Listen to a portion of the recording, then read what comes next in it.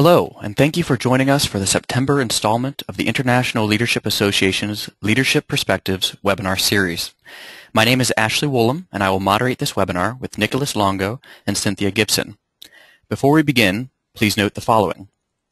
First, within 24 hours of this session, you may find an audio-visual recording of this presentation in ILA's webinar archive.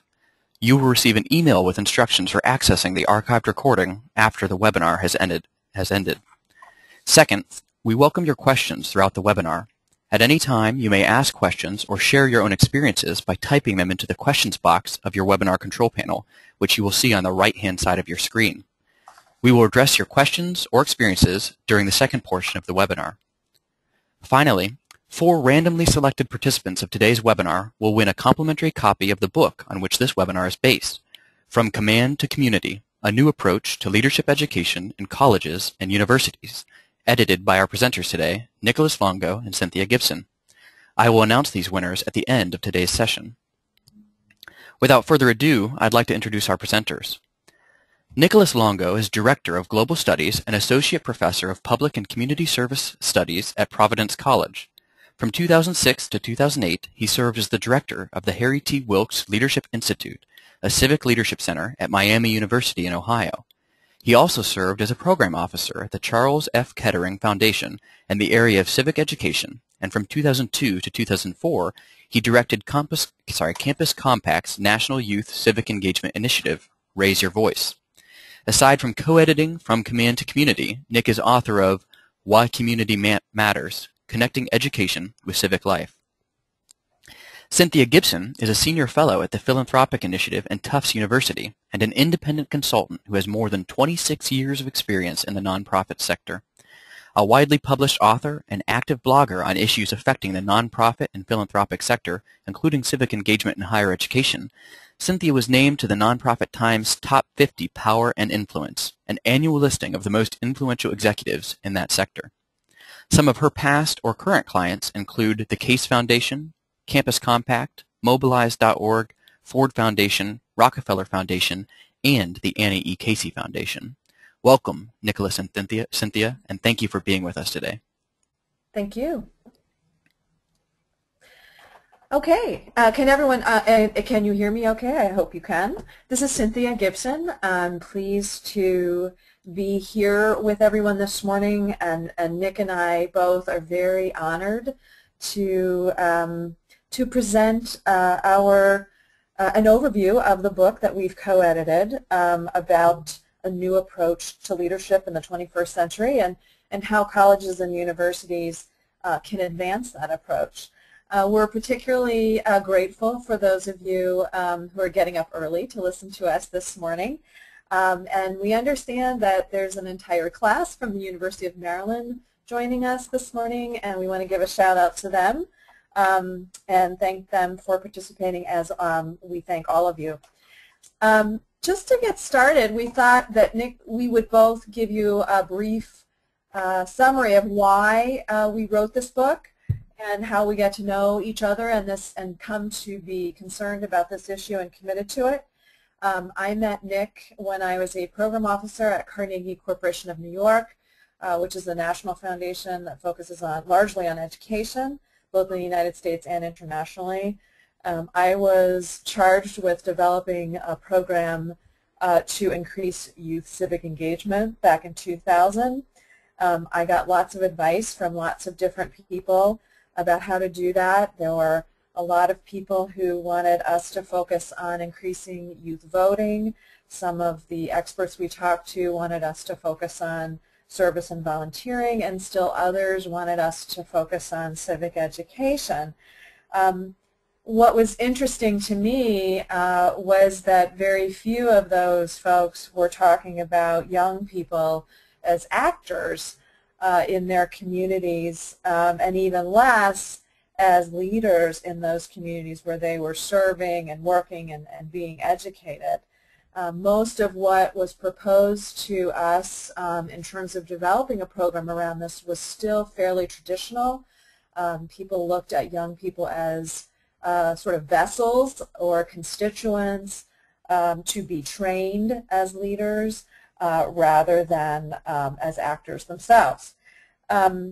So one of the, fast forward, when I left Carnegie, I started doing a lot of work and writing, looking at the whole notion of how the world was changing contextually, and in that context was requiring a whole new set of skills, it seemed, to function in that world, particularly as a, quote, leader, unquote. There was a move towards globalization. There are huge technological changes that have happened in the last 5 or 6 years. There's certainly more diversity in the world, all of which have contributed to the need for a new type of leadership. So when Nick approached me about writing this book, or actually co-authoring and co-editing this book and working on this project, which we'll talk about in a few minutes, I was really excited. So I'm going to ask Nick to just give a few minutes on why he wanted to write this book. Nick?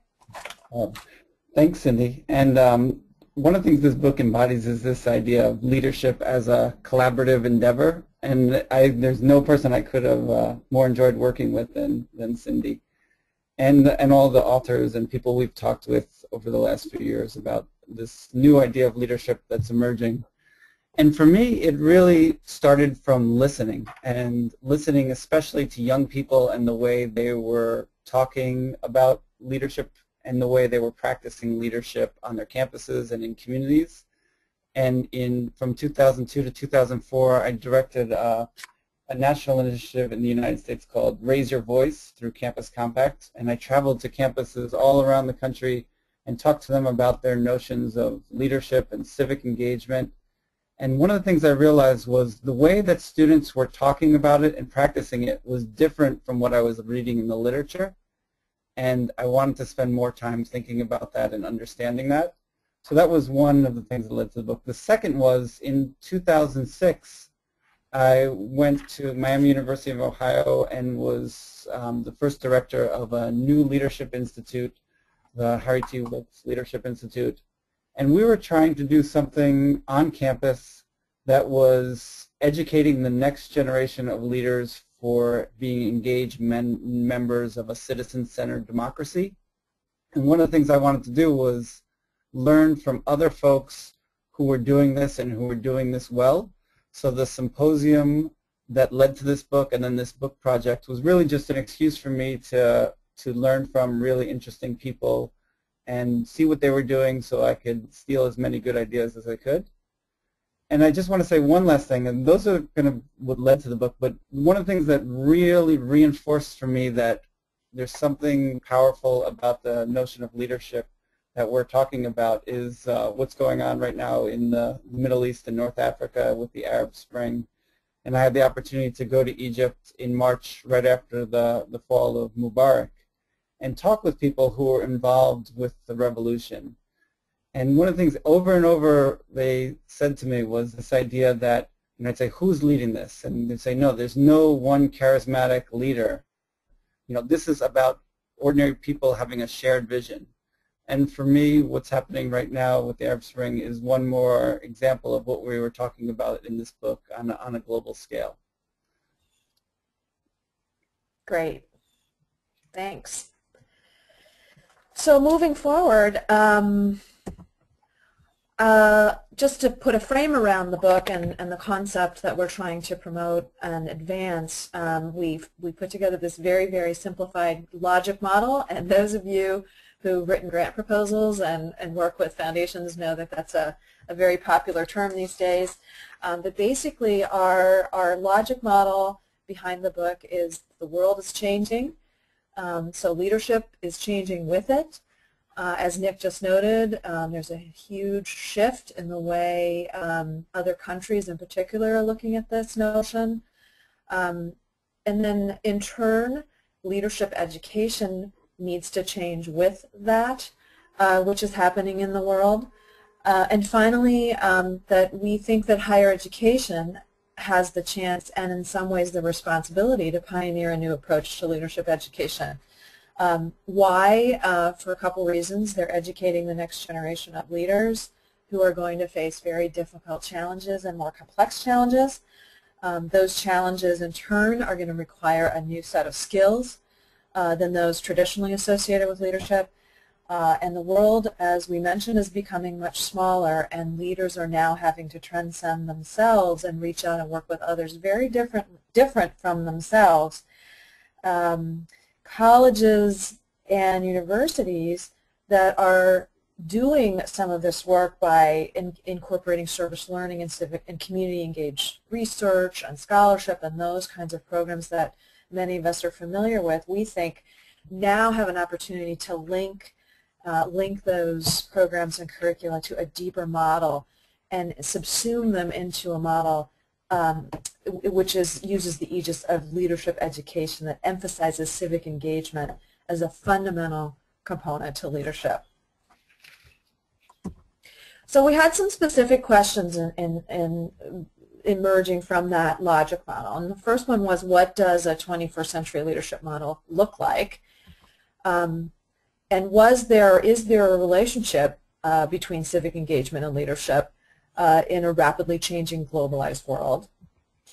How can we prepare young people overall, but particularly young people, to practice this new form of leadership? How can traditional leadership education programs or curricula be combined with civic engagement or service learning programs or curricula to form this new approach? And then, of course, given the role of higher education, which I just described, in preparing young people for leadership across all sectors, public, private, and nonprofit, how can those institutions transform their approach to leadership education in ways that better reflect the challenges and trends that we're facing? So we approached the McCormick Foundation, which used to be called the McCormick Tribune Foundation, which is based in Chicago, which has an interest in this area, with those questions, and they were intrigued themselves, and so they gave the University of Miami and the Wilkes Institute a grant to convene a national symposium, which Nick and I designed and worked on back in 2008.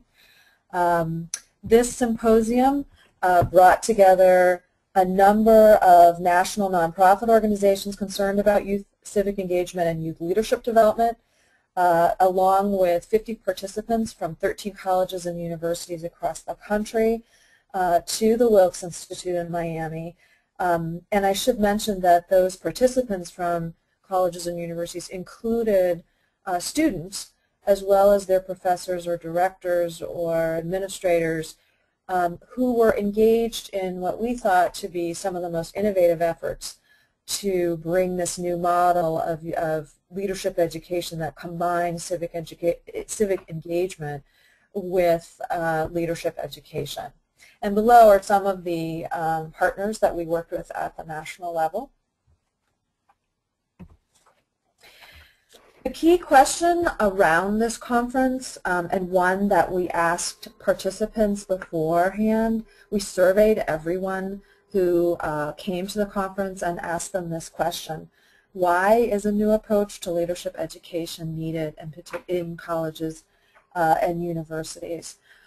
We got a lot of great answers to that question, which we pulled together with a summary for every participant who came to the conference and presented that at the opening of the meeting to get the discussion going. One of the biggest findings we discovered when we surveyed everyone was there seemed to be consensus that the group felt that the days of the superhero, the traditional charismatic leader stepping in to save us all are gone or are on their way out. Participants felt that the problems that we're now facing are just way too complex for one person to solve, and there was growing realization that we all have a stake in the game. Basically, participants felt that leadership is now less about a person showing us the way and more about people coming together from an array of diverse perspectives to try to work together to address those issues. One of the biggest reasons that a new approach to leadership participants felt was needed was because new generations, especially the millennials, these are people born after 1982, are driving some significant cultural changes that are demanding this new approach. And behind some of this, I would say behind a large part of it, is technology. As we know, technology has driven a new sort of ethos and set of values that include transparency, collaboration, bottom-up participation that you see with a lot of the user-generated content that's happening, the buzz that happens in communities to drive forward social change now that leads to a lot of self-organizing rather than institutionally based organizing. Speed is another one, results-oriented. There's all kinds of things that technology has driven in our culture, and we see it every day. And one of the biggest things it's driven is this democratization of a lot of spheres that were once the domain primarily of experts, places and fields like journalism, politics, and now increasingly education. We're seeing it happen. Technology has also led to a more globalized society and economy in which poverty, substandard education, access to healthcare, climate change, all those kinds of public issues are becoming the world's problems, not just those of individual countries, and technology has allowed people to join forces quickly and efficiently in ways that could not be imagined even just 10 years ago. Millennials, because they've grown up with this technology, are embracing and in some ways have just seemed to just walk the talk of this kind of ethos. And you see it all the time, and institutions are grappling with it every day. These new generations of young people are rejecting older institutions and their reliance on a more bureaucratic structure, a more hierarchical one. They don't value face-time in politics like perhaps some of the older generation did.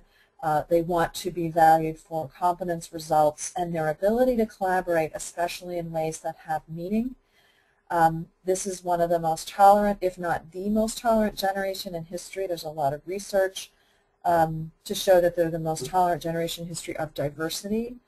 And finally, this is a generation that values, that wants to be valued and sees leadership as a function of what you do in the world rather than your position, income, or status level. Some of you might know Peter Hart. He's one of the most renowned pollsters in DC. Peter Hart's research underscores this new definition of leadership that young people primarily are driving. Peter Hart did a poll back in the late 1990s that was one of the first to show that this new view of leadership was bubbling up from young people. In the last couple years, he's redone the poll. In fact, when I was at Carnegie, we gave them a grant to do that poll to see if that new approach to leadership was consistent and was holding. And in fact, it was not only holding, it was actually becoming more entrenched among young people.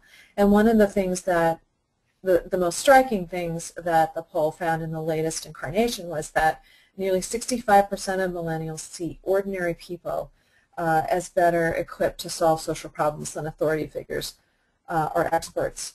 And interestingly, young people are having ambivalent and even negative feelings about this kind of formal leadership and prefer instead arrangements in which everyone is a leader.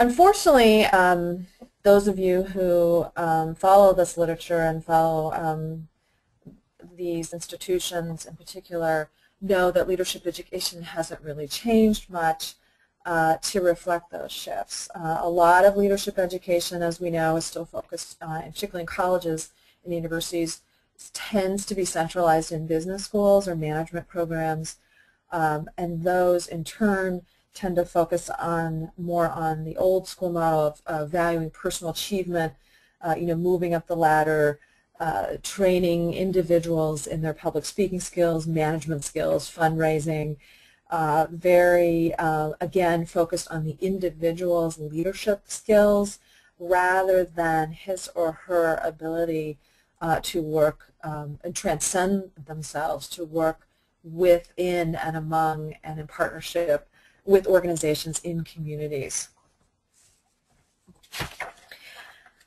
So findings from the conference. After our conference, we pulled together, we had an amazing 2 days of very rich conversation and interaction with the participants and asking them to bring their ideas and suggestions to the table. And they were all fairly unanimous that they wanted us to document what they were saying and what they were doing and for the world. So one of the findings that came out of the conference is an answer to the question of what does this new approach to leadership education, one that combines what were once three very separate constructs, civic engagement, leadership development, and leadership education in colleges and universities. How can those be brought together, and should they be brought together? This was a huge challenge because those constructs are often overlapping, as we know, but they are also often seen individually. In particularly when you look at colleges and universities, you'll see leadership centers separated from the service learning programs, or the engaged scholarship programs separated from the volunteering programs. Everything seems to be much more siloed. And we were trying to find out from our conference, is there a way to meld these three constructs? Just by point of clarification, when we said leadership education, we were really referring more to school-based curricula or program, and when we talk about leadership development, we were really looking at that construct as programs that are outside of schools. Things like, Big Brothers and Big Sisters have youth leadership programs. United Neighborhood Fellows is a leadership development program that trains individuals to go into communities. Those kinds of things. That's how we were separating those out. And of course, civic engagement programs. So the conference participants did come up with an answer and a way to meld all three of these concepts. And what they did was they defined a new approach that combines all of these three. And that approach includes the following elements. First, it understands that leadership has a public purpose and that civic engagement is a form of leadership. As we've mentioned, this focuses more on knowledge, not just knowledge, but the skills and motivation to engage in social change and public problem-solving work. This approach recognizes that education, as we mentioned, is not just about making money or climbing up the corporate ladder. It's about making people's local and national communities healthy and vibrant. It focuses on educating every student to care enough about their communities to take action in them. And relatedly, it recognizes that indeed leadership is about action, not just position. It promotes the concept of the leadership of the many, revolves around the notion of public responsibility and problem solving. It cannot be taught. It has to be practiced in real-world settings. This was a huge emphasis of participants, that if there is no experiential component to leadership education in the 21st century, it will probably not be effective. And finally, this new approach, which I found personally interesting, helps to make a distinction between leadership, quote, for the bad as well as for the good. A number of participants pointed out that leadership can often comprise individuals or those who are not necessarily working for the public good. Hitler was brought up as an example of a very powerful leader, but one who was not necessarily working for the good of society. So the result was this new definition, and there were three core tenets to this new definition that we want to emphasize in this. Number one, this new definition emphasizes relationship over position and action over attainment. It recognizes leadership as less a matter of position and income and more of one of action and public purpose. And again, it values the collective, not just the individual.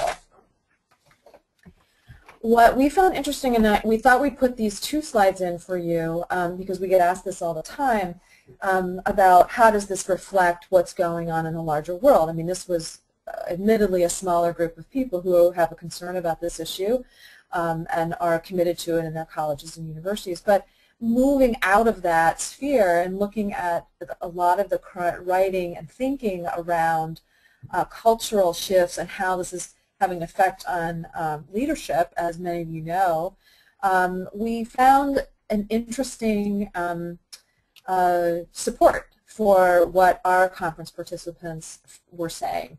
And I'm not going to read all these, but if you scan these, you'll see it's strikingly similar to what our conference elicited and our participants were putting forward. All of these are, as many of you know, are becoming much more prevalent in the leadership literature.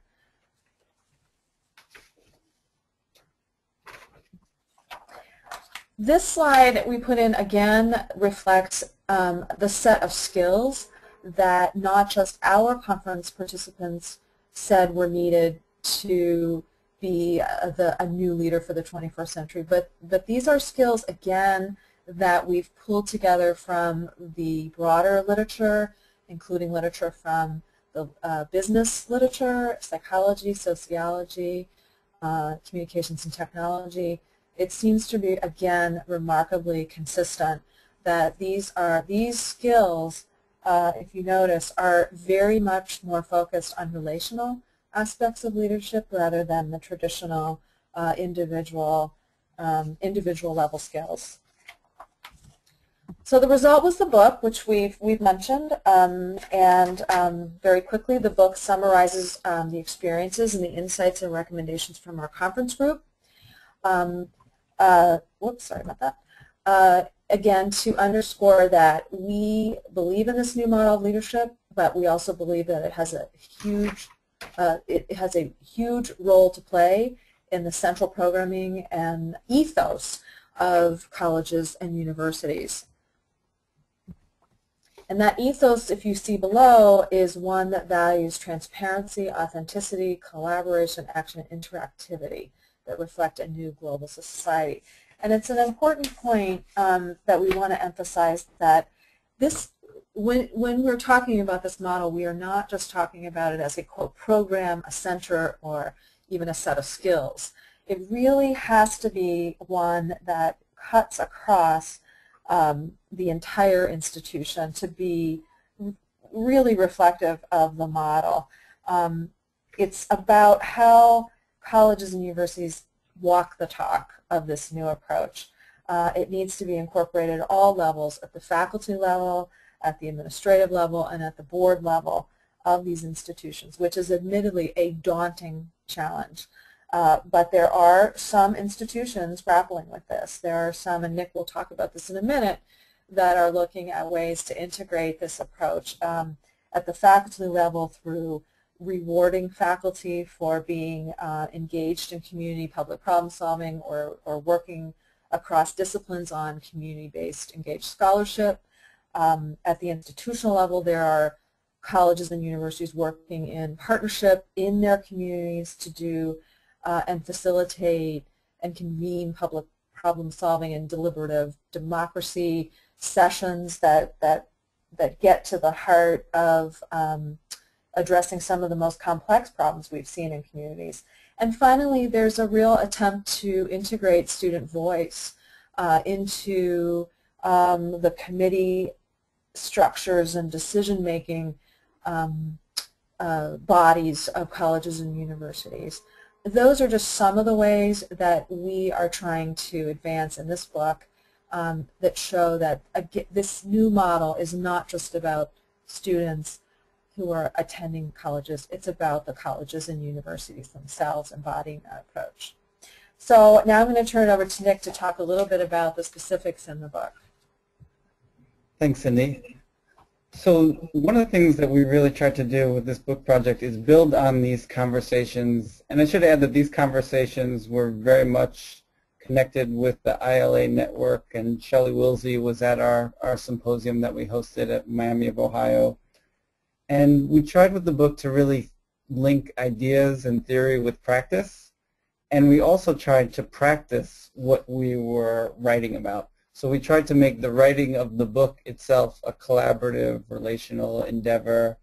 And you'll see that in who the authors are and the framework of the chapters. We have 36 different authors in this edited volume, which is an enormous amount of folks. Most of the chapters are co-authored, and including 10 of those 36 authors were undergraduate students who were involved in collaborating with other people on campus. The book itself describes a new form of leadership education, and Cindy's talked a lot about that and the framework that set of the book. I just wanted to add this. One of the quotes that's in the book is from a Wolf scholar from Miami of Ohio, which in some ways embodies what we're talking about. It said, "I learned that yes, I could lead a group of people, one me and all the rest followers. I could do that, but how much better would it be if it was a room full of leaders?" So that voices, I think, very much the spirit that permeates the book itself. And the book and the chapters in the book all focus on higher education. I mean, we realize that there are many other places that this new model of leadership is emerging, both in community-based institutions, in business, globally. But where we decided to focus on was higher education. And part of that was our desire to think about higher education as a place where we could have real-world impact on communities today, and at the same time make a shift in thinking about educating the next generation of leaders and the approach that they'll take towards public problem solving. We also think that higher education is well positioned to move towards a new approach towards leadership education. And historically, higher education has been where new concepts and ideas are explored, adapted, distributed. And another reason to think about higher education, and Cindy talked about this with her slide on the millennials, is that young people today, when they're coming to college, they're demanding a different style of education, a different style of leadership education because of their access to information, the type of community-based experiences they've had in high school and coming to higher education. So there's a real growing demand for this kind of change. And today's students want information experiences that put their beliefs and ideas about leadership into play in the workplace and in the community. And they want to see their higher education institutions walk the talk. I mean, the millennial generation has absolutely no tolerance for hypocrisy. So they want to see the ideas that higher education institutions espouse around democracy and new forms of leadership and educating for leadership put into practice. But at the same time, we realize that higher education is one of the slowest institutions in society to where you can see change happen. So it's a long-term endeavor. So as we looked at the authors and talked to people, one of the things we did find was that still many leadership education programs in higher education tend to still reside in business, in student affairs, and they tend to still focus on individual skill building and the idea of young people not quite being ready for being a leader rather than thinking them as leaders today. And in the book itself, we are calling for higher education to think differently about leadership and create opportunities for young people to apply the leadership models in organizations and communities across the country. And that's where this title comes, the idea of shifting from a command and control model to a relational community building model for leadership education. I wanted to give you a sense of what kind of the framework of the book, who's writing chapters. There's 4 different sections to the book. The first section defines what the new leadership is in the context of higher education. Alma Blount has a chapter from the Hart Leadership Program, Ed Zlakowski has a chapter with two of his students where they talk about the role of student leadership in service learning. The next section puts leadership education in a historical and contemporary context. And we have Ira Harkavy and Matt Hartley doing a chapter on the history of leadership and civic engagement in higher education. Kathleen Knight-Abowitz does a chapter where she collaborates with other folks from Miami of Ohio, where they do the kind of a theory and practice of leadership and talk about the idea of leadership being a responsibility and commitment to shared action, which was a great definition that they use.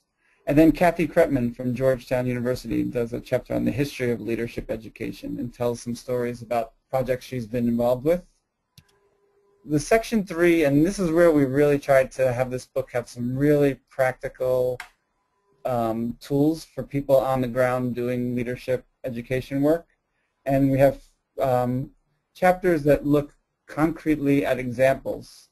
So the first chapter in this next section is from Stanford University, UMass Amherst, and Providence College, which they collaborate in this chapter, and each of the chapters is calling for what they talk about as a sustained developmental cohort model for leadership education, and saying that leadership education for our students can't just be one course in the curriculum.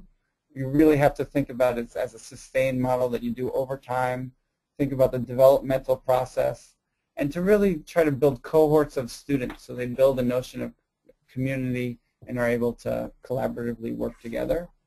Another example we draw upon in the book is, in this chapter, the way it was written by 6 or 7 different authors, were co-authors on the chapter, and they think about how the public achievement model is used at the University of Denver. And public achievement is an international youth civic leadership program that allows young people to work on public problem solving and issues they care about, and often working with college students who coach them through the process. So it's really a scaffolding leadership model.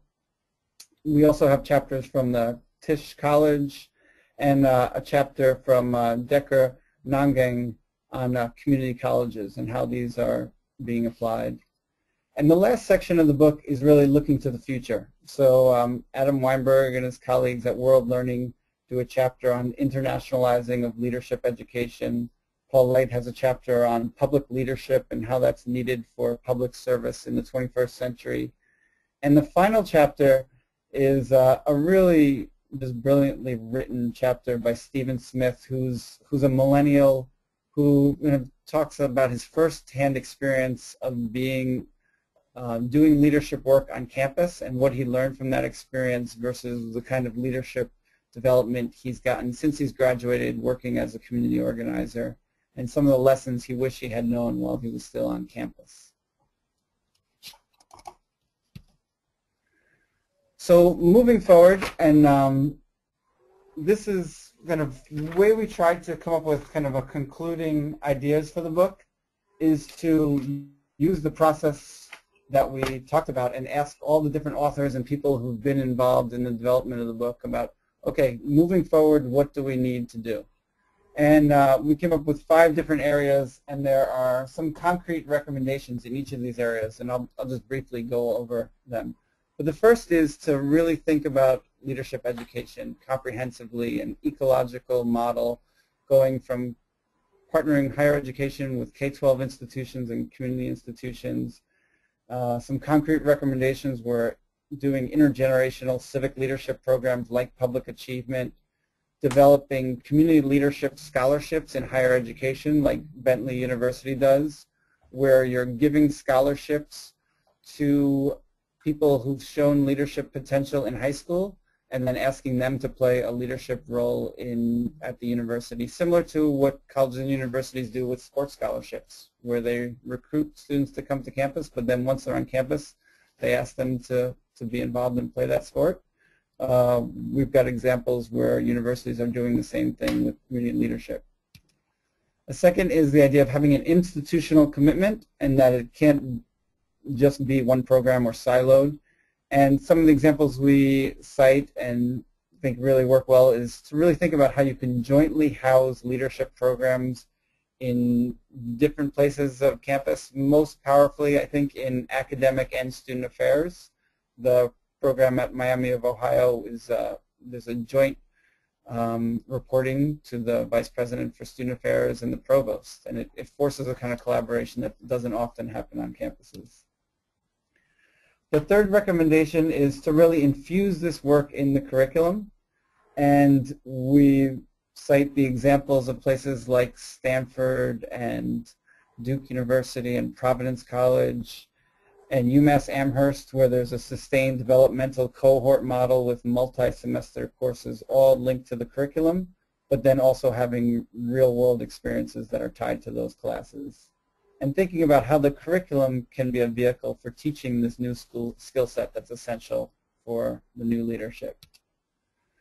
The fourth recommendation is this idea of really from where I started, where I thought, okay, something different is emerging, was just by listening to students, and to really find ways in all of our work to make student voice central, and to figure out ways that you could institutionalize student voice, so giving students credit, fellowships, funding to do the kind of student leadership work they want to be involved with. And we also are hoping to begin to build a network and training institutes around the new leadership linked to higher education. And the final is that it doesn't end at graduation, to really think about how you can utilize on your campus alumni who can be involved in educating for the new leadership, and for supporting students to do creative work after they graduate through fellowships and loan forgiveness programs. So we're ending. This is kind of the question and answer time. We have a Dilbert cartoon that can keep you entertained while we're taking the questions. And I think Ashley is going to moderate the question and answer session. And I just, before turning it over to Ashley, I do want to thank ILA and Ashley in particular for providing a forum for this conversation. And we look forward to the question and answer. And as you write in questions, we also encourage you to put some comments, tell us a little bit, as much as you can, about the type of work you're doing on campus or beyond. Well, so great. Thank you very much. Well, and thank you, Nick, for that, but also Nick and Cindy for a great presentation thus far. And yeah, we have a number of questions that have come in. I'd first like to start with a question from Bradford from California, who is inquiring about the original conference from which this book kind of spawned. And he asks if you put any consideration into using a 20th century gathering model, such as the conference, to select and include participants in your conference, rather than an internet-driven gathering model that maybe could have incorporated, a number of other involved actors in the discussion. Are you asking? Let me make sure I understand the question. That is Bradford asking whether we considered that 3 years ago, or I think actually both 3 years ago and then also now, what you think might be future opportunities for furthering the discussion. Well, go ahead, Nick, you go. Oh, well, I was going to say, and I think that's a great question. I think there's still a lot of value, and one of the historical models we look at is the Highlander Folk School, and I think there's still real value in bringing a group together, and a small enough group together that you could do real-world relationship building. And Highlander had a rule where when you bring people together, there should be one day where no one's coming or going. And so I think that's the type of model we tried to use. It was a 3-day conference, and we got about 50 people together. At the same time, we wanted to use the conference to catalyze a broader conversation, and I think the book and doing some things like this webinar are ways to kind of recognize the technology that's available to us. Mm-hmm. Okay, great. So this is a question that came in a little bit earlier on in the webinar, but I'm still interested to get your reaction to it. This question is, representative forms of government, such as the U.S. Congress and UN, operate at 180 degrees opposition to the millennial factors and norms. Do you think that such institutions can adapt? How? When? Well, I'll start with this because I think I share that. I love that question or comment because it's been something I've written and talked about for many, many years. And when I was at Carnegie, I actually was in the democracy program. And one of the ongoing debates that we had many years ago even was focusing on voter registration and the mechanics of democratic participation as they are practiced in these larger political institutions and systems. Is that really going to have an effect on people's interest in being engaged? And what I was fairly certain about, looking at just lots of data about this, was that there was this new generation coming up that was absolutely saying no, that that's not enough, and there has to be a change. And what happened was you saw drops in youth voting rates, very significant drops, which really was a shot across the bow to many of us who understood that to be less a rejection of participation, but more a message of frustration with the way in which participation was being valued. And so I am very skeptical about the current political system, as a lot of Americans are, not just young people anymore.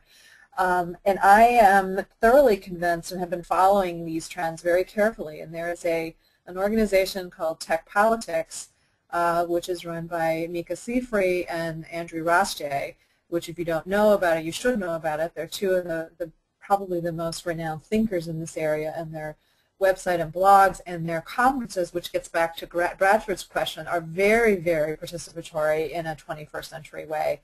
They are really pushing technology as change. I think that's their tagline. Technology is changing politics. And if you saw the New York Times yesterday, on the front page, there was a great article about young people around the world completely rejecting the old models of politics, as Nick alluded to, and particularly in the Middle East, and saying we're not bound by these institutional structures anymore. So in many ways, I see this generation as being a huge and auspicious force for change. It's going to take a while because money and spin and all these other sort of things drive politics still. And the party system is a whole other issue. Right. Until those things are addressed, I think it's going to be really hard. But I have hope. Right. Another question came in, which I think will be of interest to many of our participants today. This is from Mindy from Massachusetts. She asks, have you identified any key strategies at schools like Duke or Stanford for successfully bridging the divide between student affairs and academic affairs in the realm of this model of leadership? Yeah, I mean, I think, well, that was one of the recommendations that we had come up with, and I think it's really hard. When I directed the Leadership Institute at Miami of Ohio, and it was jointly housed in Student and Academic Affairs, and they really had no experience working together and collaborating, and forcing their collaboration through the Leadership Institute was really a powerful model. So we would have ongoing meetings where it was the staff of the Leadership Institute along with the provost and the vice president for student affairs. So I think that's a model to look at, and where you really think about the institutional structure and where institutes around leadership and civic engagement are housed, and as much as possible have joint reporting lines. And that, when that happens, and even if it's not a joint reporting lines, it allows for the kind of collaboration where you're doing work in, we were doing work in a living learning community, which was in student affairs, but then we were getting academic affairs to offer new courses around leadership education in the living and learning communities. So it allowed for a kind of collaboration that wasn't there before. Great. Great. I have another question from Steve, also from Massachusetts. He asks, in the traditional leadership development or education concept of mentorship, where it's mostly individual or hierarchical, do you see major changes in millennial mentoring, such as more peer-based or group mentoring? I think that's a really interesting question. I actually, for many years, was co-chair of a board of an organization of national millennial leaders who are trying to change the political system, getting back to the last question. And I was struck by how much they really did walk the talk, even our meetings, about helping each other develop their leadership skills. In other words, it wasn't just about the executive director going to get training, which she did attend and participate in many of those programs, but what she did that was different, I think, from her older peers is she would come back and share those materials and lessons with the entire staff. So, and in so doing, recognizing that leadership isn't just about one person of an organization, because when they go, then your leadership is gone. There was an inherent understanding that you have to spread that knowledge around and understand the collective wisdom of the organization and their individual skills that all contribute to the whole. Right. Okay, great. Excellent. Thanks. Another question, this is regarding to a particular leadership model, comes from Dave in Chicago, and he asks if you have examined or if you have any thoughts on the connections between your new leadership approach and the social change model of leadership development often utilized with college students. Yeah, actually, one of the chapters in the book, the chapter that Ed Zilkowski did at Bentley, specifically takes on that question, and they use the social change leadership model and go through all the different, I think it's the seven C's, Yep. and use those as a way to examine what they're doing on campus and see areas of congruence. Great. So that was so there is a chapter in the book that specifically addresses that question. Okay, great.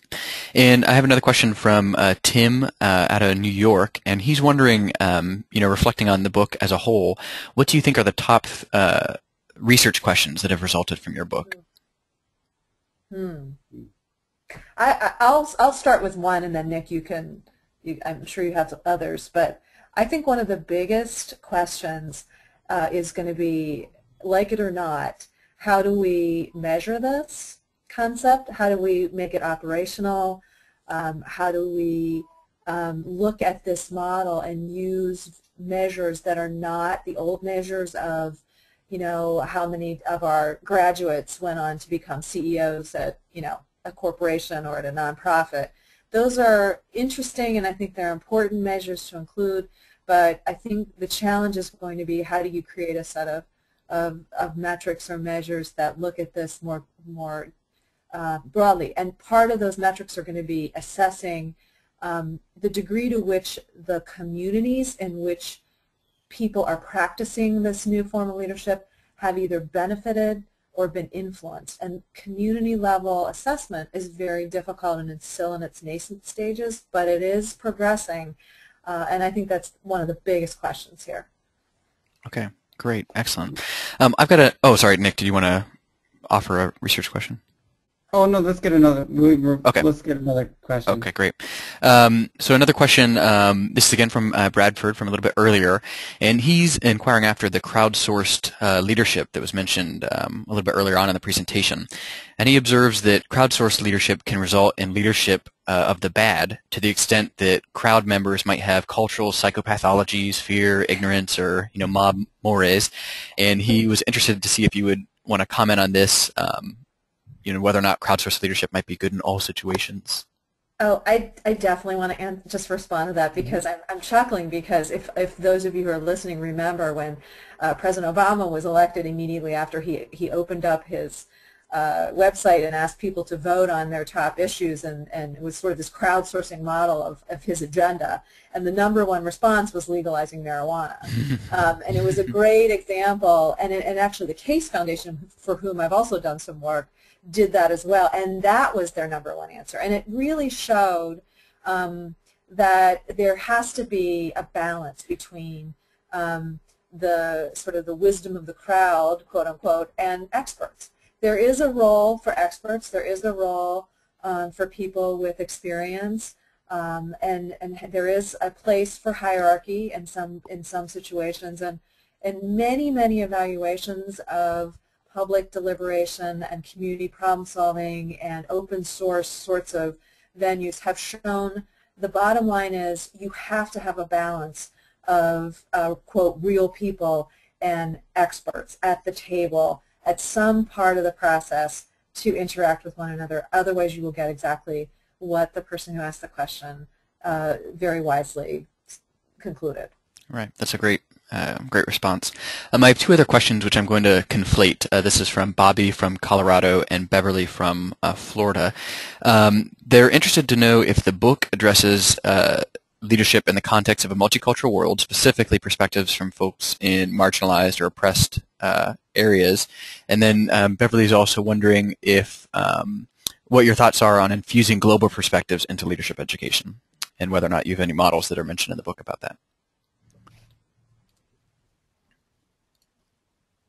Yes, I'll take that. So I think the book, really the essential theme throughout the book, and we tried not to have like one voice speaking for issues of diversity in the multicultural world, although there's one chapter that really takes that on centrally. But all of the chapters, I think that's a central theme throughout, that this new leadership that the millennial generation is advocating for, asking for, diversity and working differently in a multicultural world is a central theme throughout. So I think that is there. And I think the issue of global perspectives, I mean, I direct a global studies program at Providence College where we're trying to infuse a lot of the ideas of this book into our program. And so I think it's also in different chapters throughout the book, but most especially in the chapter that describes world learning and the SIT program. And there's a whole description of what they're calling a global ecology of learning, and how you create opportunities for young people to be engaged in a different model of leadership, still through higher education, because that was the focus of the book internationally. And they specifically have a couple of case studies that they draw upon in that chapter. Great. I know we're getting close to the end of our time. I think there's maybe two more questions we could squeeze in, which I think will have a little bit of a future orientation. The first is it asks, how will this 21st century millennial leadership cultural shift have more sticking power than the cultural shifts of the late 1960s, which had some similar values? Is it that the experiential learning from years of internet usage is in fact the cultural norm that drives and enables the push for societal and institutional change? So I suppose the question is, do you think it will have more sticking power? Nick, chime in on this. Who knows? I'm not sure, but I think for me, the difference in, I understand the question in terms of some of what we're talking about could be perceived as similar to what happened in the 1960s. The difference for me is that this is a generation that is growing up with technology and what it is driving and the values, for want of a better word, or ethos that it embraces. It's almost in their DNA, and so it's a little different from some of the 1960s, which were people growing up, becoming adults, and getting new political perspectives, and then there was also huge societal changes going on at the same time, which there are now. But to me, the difference is that this is a generation where this is since birth, they are handed a computer or some kind of device, which automatically changes, if you've been reading some of the latest literature about that, changes the way you think, changes the way you act, and the way you communicate and interact in the world more generally. In other words, it's not just about a political agenda or issue-based stuff. It's really about how you are choosing to interact with the world around you, that I think is slightly different, and I think it is going to have sticking power. We see it every day. Things come out on the web, and people sort of shrug their shoulders and say, oh, it'll be gone tomorrow. Well, it's not gone tomorrow. A lot of fields are really finding that out, that what they thought was going to be, for example, newspapers, thought was going to be just a fad with Craigslist and advertising, has not become that. It's actually upended their entire economic model. So you see that all around you, those examples of how this is changing the world and how it is sticking. Do you have anything to add to that, Nick? I would just add very briefly, like the very last section of the book is on this question, and it's a great question, and I think the answer is who knows. But it's also, the subsection is risk and experimentation, and that what we're saying is that there are going to be mistakes along the way, and we're going to learn as we go, but that we're calling on higher education to really provide leadership in this area and not simply be adaptive, and that this seems like a worthy experiment whose time has come. Excellent. I think it is great to close on a call to leadership, a call to action. I'd like to bring a close to the questions. Nicholas and Cynthia, thank you so much for taking the time to join us today and for delivering such an impactful and compelling presentation. Thank you so much. Thank you. At this time, I'd also like to announce the winners of the book giveaway. 4 of today's participants were randomly selected to receive a copy of From Command to Community, written by our co-presenters. They are Aaron from Texas, Andrea from Australia, Katie from Connecticut, and another Katie from Pennsylvania, and I'll be emailing you guys after the session with more information. If you enjoyed today's webinar, we hope you'll also be able to join us for future installments of the Leadership Perspectives webinar series. Our next webinar in this series will be Perseverance, an inquiry into how we sustain our capacity to serve, with Meg Wheatley. Please visit our website, ila-net.org/webinars for more information. Thank you for joining us today, and take care.